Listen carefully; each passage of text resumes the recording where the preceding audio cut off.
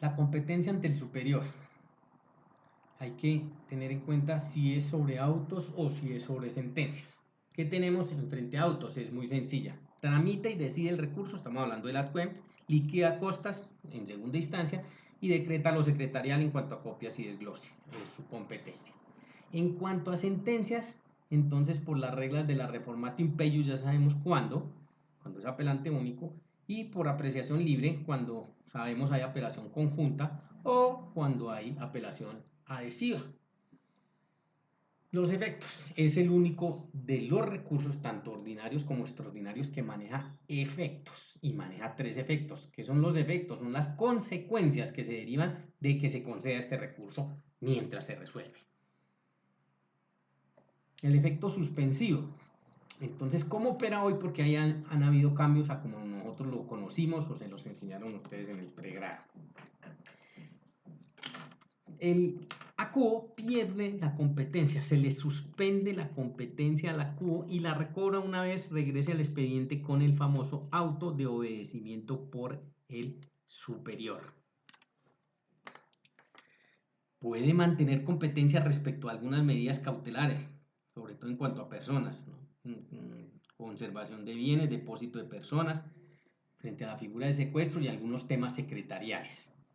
Siempre y cuando, hay que advertirlo aquí, el recurso de apelación no verse ejemplo sobre la medida cautelar, porque si no ahí sí pierde la competencia. Saben ustedes que en el efecto suspensivo el ACUO tiene que enviar toda la actuación en original, el expediente en el original al ADCUEM. Por lo tanto, pues por eso se hace la salvedad, pero si no está o no versa sobre esas medidas cautelares, en eso conservaría competencia. De esto o sobre esto, si es del caso, mandaría copias solo sobre las medidas cautelares al ADCUEM. El resto tendría que ser en el original.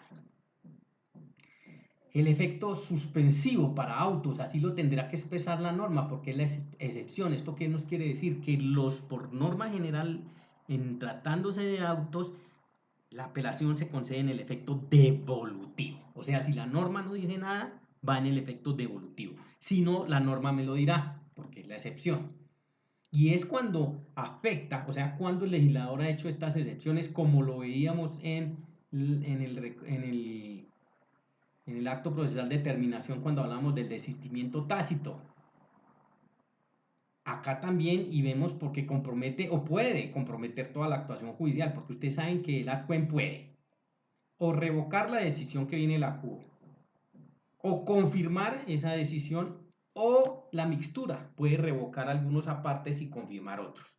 Por lo tanto, pues hay que esperar siempre la decisión del ADCUEM.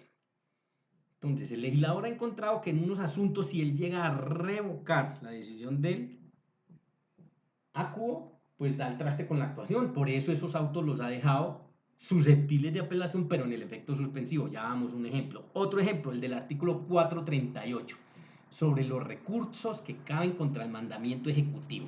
Entonces, miremoslo puntualmente. Dice, el mandamiento ejecutivo no es apelable. Eso quedó consagrado así en el Código General del Proceso. O sea, el auto que concede el mandamiento ejecutivo no es apelable. Lo que es lo mismo, es inapelable. Pero cabe recurso, claro, cabría el recurso, cabe el recurso de reposición, lo que no cabe es apelación. Este es un claro ejemplo en todo el manejo de la teoría de los actos procesales de impugnación.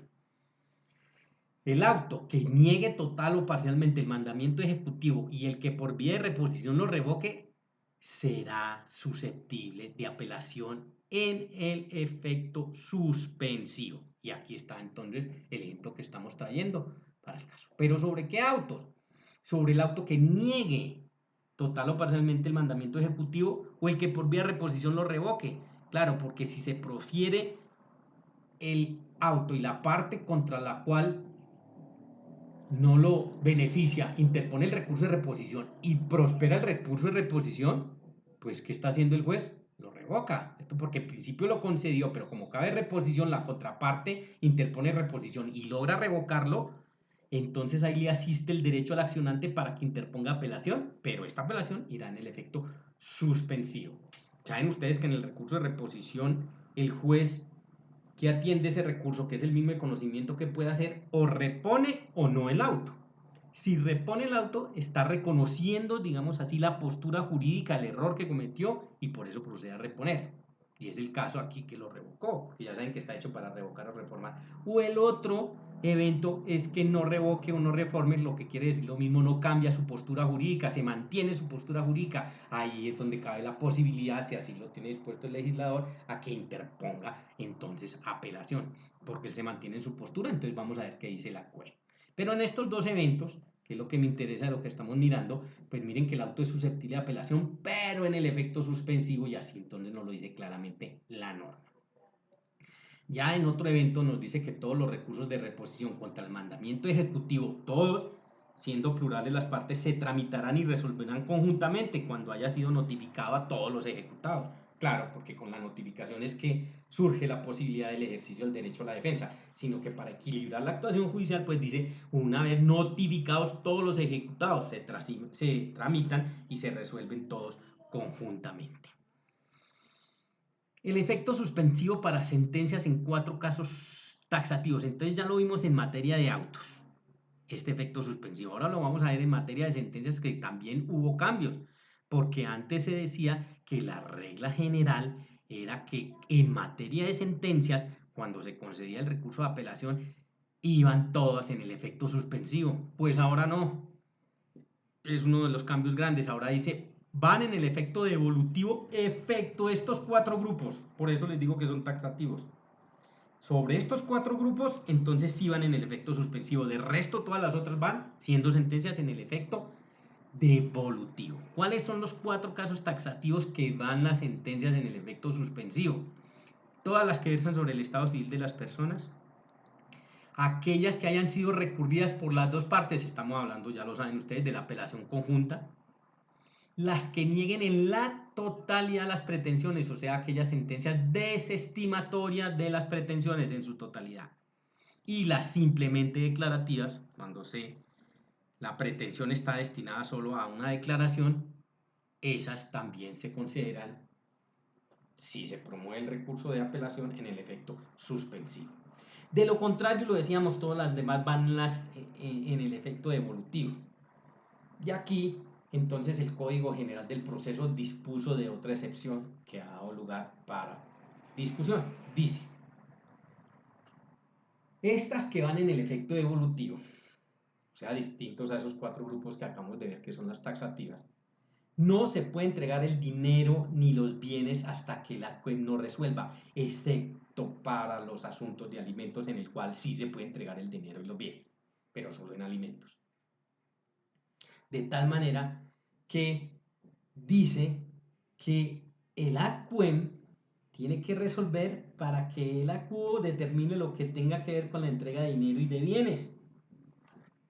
A mí me parece que la norma está bien concedida. ¿Por qué? Porque la experiencia nos ha dicho y nos ha dictado que cuando el asunto va a segunda instancia y el ACUEM revoca o reforma la decisión del ACUO, cuando eso vuelve para que se cumpla por el ACUO, muchas veces ya ni está el dinero ni están los bienes, entonces no se puede retrotraer y quedarían de manera ilusoria los intereses ahí para defenderse.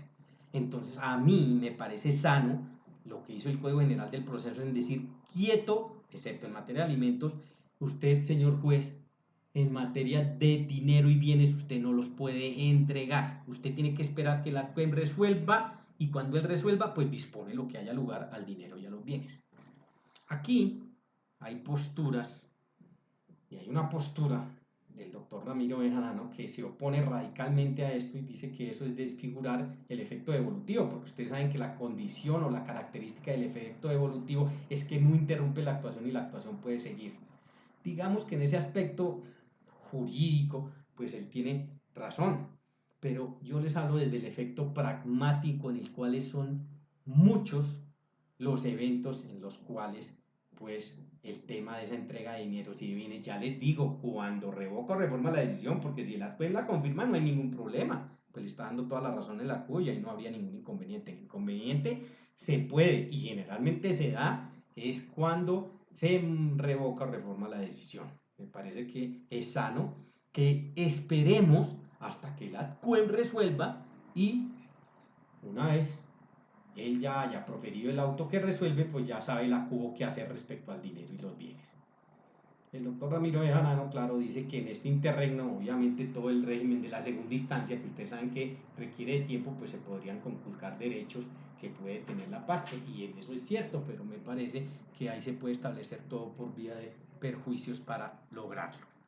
Saben ustedes que toca remitir el original del expediente a la CUEM, ya vimos en qué condiciones y cuándo habría que enviar copias. Y está esterilizado o precisó mejor el Código General del Proceso, que también me parece acertado y sano, que si el objeto es pedir más de lo concedido, se puede pedir el cumplimiento de lo reconocido en la providencia judicial recurrida. ¿Por qué? Porque miren que la inconformidad está en lo que se está pidiendo de más. Entonces vamos a dar un ejemplo cuántico para entenderlo de una forma sencilla. Yo pido 80 millones de pesos y resulta que el juez me concede en la sentencia 60 millones de pesos. Yo tengo una inconformidad, sí. ¿Sobre cuánto? Sobre 20 millones de pesos, porque yo pedí 80 y solo me está concediendo 60. Lo que quiere decir en esta parte de la norma, y que les digo que me parece acertado, es sobre los 60 no hay ninguna inconformidad, por lo tanto pueden entregar los 60 millones de pesos, claro que sí, y nos quedamos solo con los 20 que son el objeto de la inconformidad y el objeto del recurso de apelación, para ver qué resuelve el ACPEM. Cuando el ACPEM resuelva, sabemos qué hacer con esos 20 millones de pesos, pero no hay por qué tener, o por qué tener, sí, el ACU mantenga sobre lo que no está siendo objeto del recurso. Y no solo en cuanto a dinero, ¿no? Puede ser también en cuanto a bienes cuando sean varios. Por ejemplo, si son 3 bienes, A, B y C, y el reparo está sobre el bien A, pues sin ningún inconveniente puede ordenarse la entrega de los bienes B y C, porque esos no son objeto del recurso. Nos quedaremos pendientes de qué pasa con A. Y el efecto, bueno, el efecto devolutivo, lo decíamos, saben ustedes, no suspende el cumplimiento de la providencia judicial apenada ni el curso del proceso. En este se necesitan copias, porque la actuación, pues obviamente queda, como no suspende el cumplimiento, pues queda ante la CUO. Enviamos copias a la CUE. Las copias presentan dos inconvenientes, o pueden presentar dos inconvenientes. Uno, el de que estas reproducciones, porque ustedes saben que las copias hoy ya no van en físicos, sino en medios magnéticos.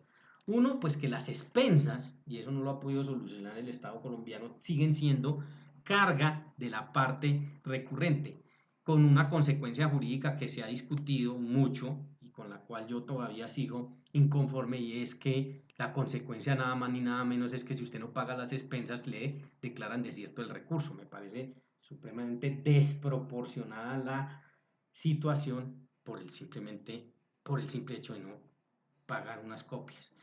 Y lo segundo es que tienen que tener mucho cuidado, porque estas copias o estas grabaciones puede que cuando se vayan ante el ADCUEM encuentre que no son suficientes o que no son claras o no son audibles. Por lo tanto, él devolverá la actuación a la CUO y sigue la carga para usted de tener que sufragar esas expensas.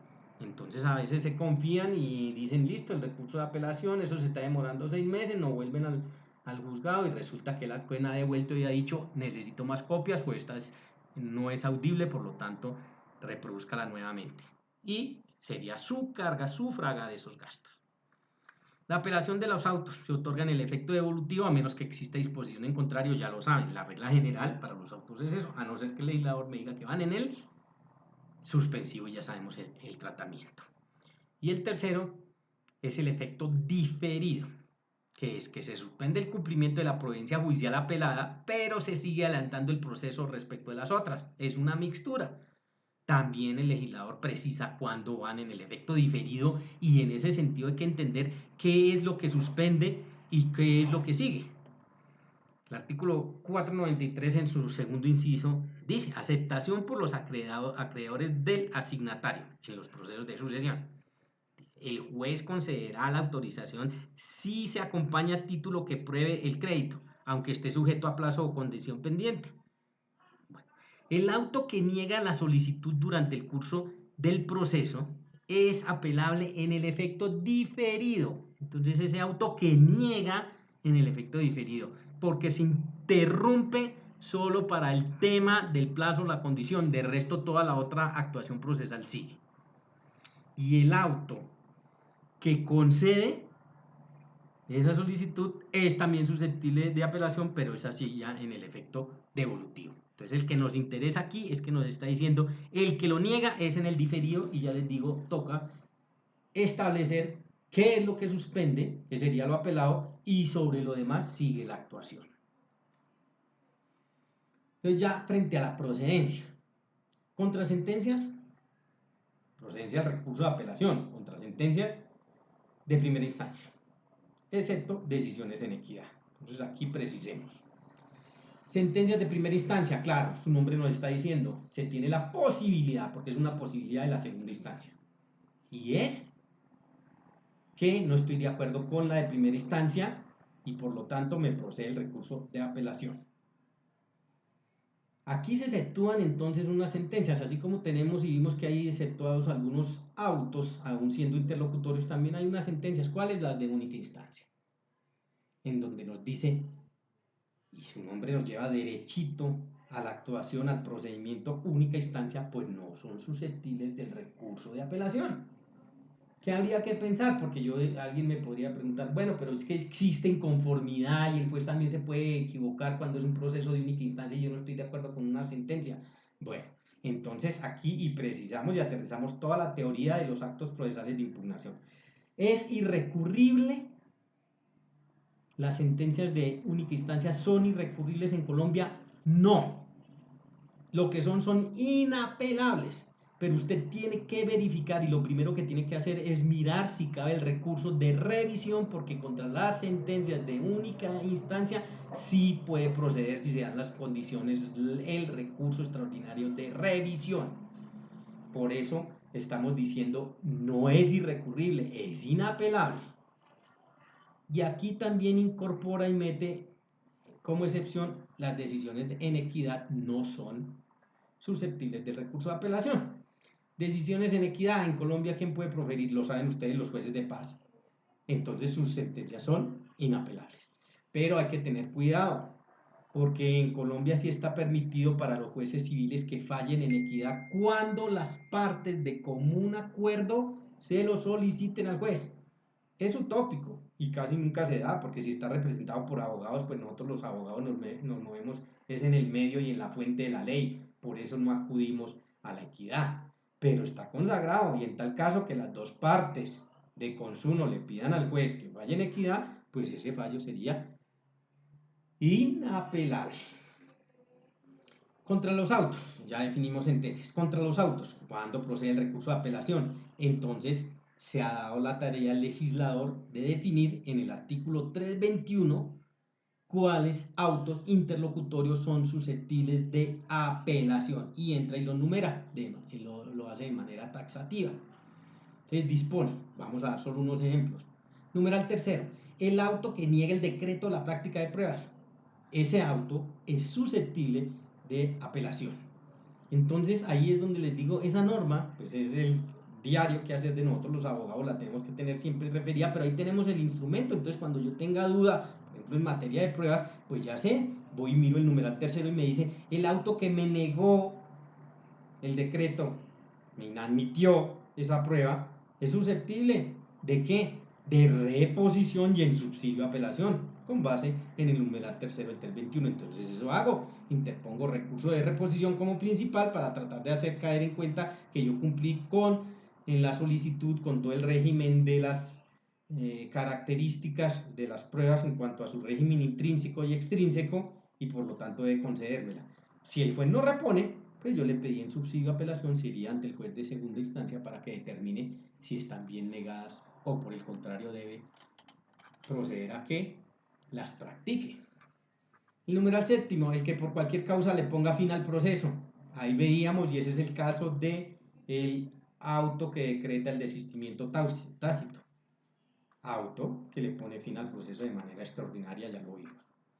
El décimo, el de los demás expresamente señalados en este código, como puede ser el artículo 317 en el literal que dice, es el literal que la providencia que decrete el desistimiento tácito se notificará por estado y será susceptible del recurso de apelación en el efecto suspensivo, ya lo manejamos. ¿Por qué en el suspensivo? Porque en dado caso que la CUEM revoque o reforme da el traste con la actuación. Entonces por eso no lo deja en el devolutivo, lo deja en el suspensivo. ¿Cuál? El que decreta el desistimiento tácito, porque el auto que niega el desistimiento tácito también es apelable, pero en el efecto devolutivo, o sea, sigue el régimen general. La concesión del recurso. Entonces, frente a la concesión de recurso, lo primero que habría que preguntarse es, o tener claro, que el juez que dicta la providencia judicial, o sea, la Q, es el competente para concederlo o negarlo. Solo está ahí, no para resolverlo. Es donde a veces hay confusión. Entonces, tener en cuenta, el juez que dicta la providencia judicial, o sea, la Q, es el competente para concederlo o negarlo. Y entonces ahí tenemos que manejar las dos circunstancias. ¿Qué pasa si lo concede? Pues si lo concede, está atendiendo mi solicitud y se va para la SCUEM para que me lo resuelva. Ahí yo estoy satisfecho con la actuación porque eso es lo que estoy pidiendo. El otro evento sería que me lo niegue. Y entonces ahí también tienen ustedes que conocer, saber y saber responder qué hago si el juez me niega un recurso de apelación que yo le estoy pidiendo. Y ahí, lo veremos en la otra sesión, pues es el evento en donde cabría y cae el recurso de hecho o queja. Entonces, primer evento para que lo tengan desde ya en cuenta. ¿Cuándo procede el recurso de hecho o de queja? En dos casos. Aquí está el primero. Cuando me niega la posibilidad de la apelación. Y el segundo, una vez para que lo tengan ahí referido, es cuando me niega casación. Pues estamos viendo y estamos en los recursos ordinarios, pues estamos hablando en apelación. Entonces ya sé qué hago cuando me lo concede, o ya sé qué tengo que hacer jurídicamente cuando me lo concede, y ya sé qué tengo que hacer jurídicamente cuando me lo niega. Entonces, para la concesión del recurso, claro, si es en audiencia o en diligencia, ya saben ustedes, es inmediatamente después de pronunciada dentro del término de la ejecutoria. O por escrito, pues lo sabíamos 3 días siguientes a su notificación dentro del término de la ejecutoria. Y es el tratamiento.